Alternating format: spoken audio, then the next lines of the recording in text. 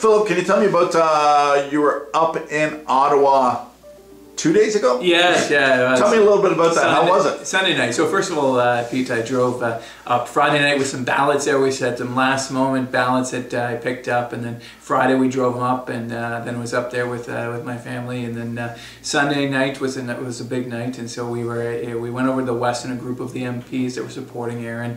We had a room there, and it was really exciting. A little bit longer than we expected. I think we ended up getting the results by about midnight or so, but it was definitely well worth the wait. Tell me about it because of COVID times. Tell me different times, obviously. There wasn't the members there, if you can speak on that a little bit. Yeah, so I mean, in a normal environment, we'd be in a huge room, and you'd hear the thunderous ovations and the excitement, and so that wasn't there, and I missed that a little bit. But on the other hand, as I was saying to you earlier, Pete, I'm a new MP, and we had COVID-19 happening, and so I didn't really get to meet many of my colleagues. So we had a much smaller group, and of course we all listened to the social distancing rules, masks, the whole 9 yards, of course. But we still had the opportunity to have longer conversations with each other. As the vote dragged on, hour after hour, I got to know more and more about my colleagues who were also supporting Aaron, right? So, tell me about the new leader. Yeah, so excited to have Aaron as our leader. Of course, he's our neighbor in the Durham riding. He helped me get elected in the past election, and in fact, where I live was actually where his father is an MPP represented, and actually Aaron as well before they redid the boundaries of. So I know Aaron well. He's a pragmatic, centrist individual, one who's a quintessential Canadian, really that dad next door who gets up a little bit earlier and shovels the neighbors' driveways. Coaches hockey well past his kids' age or no longer. He's just that quintessential Canadian dad, and I think he will appeal to a broad spectrum of people, and so excited to have him as our next Prime Minister of Canada. How does this change direction for the Conservative government? Or does it?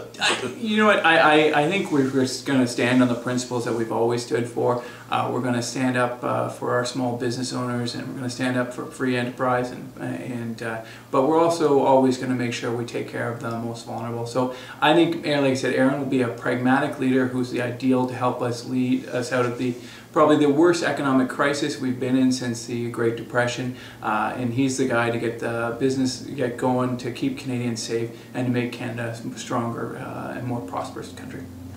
Looking forward, and again, I'm honest about this, politics is not one of my most known subjects, but do the Conservatives want an election?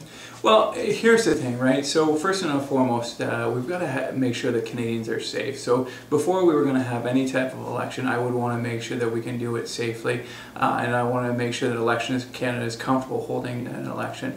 What we have right now, of course, Trudeau just recently prorogued Parliament, and he's also looking like he might combine the recovery package in with a number of with his speech from the throne, forcing a confidence vote. What I'd rather be doing right now is actually in Parliament working for the people of Northumberland, Peterborough South, developing a recovery package, working across the aisle to get that done. So when we're talking about the election, yes, there has been a lack of faith. I think it's palpable in our riding, and I'm sure other in the current government. But right now, I would rather be working for the benefit of the residents of Northumberland and Peterborough South by helping the Prime Minister to develop a recovery package.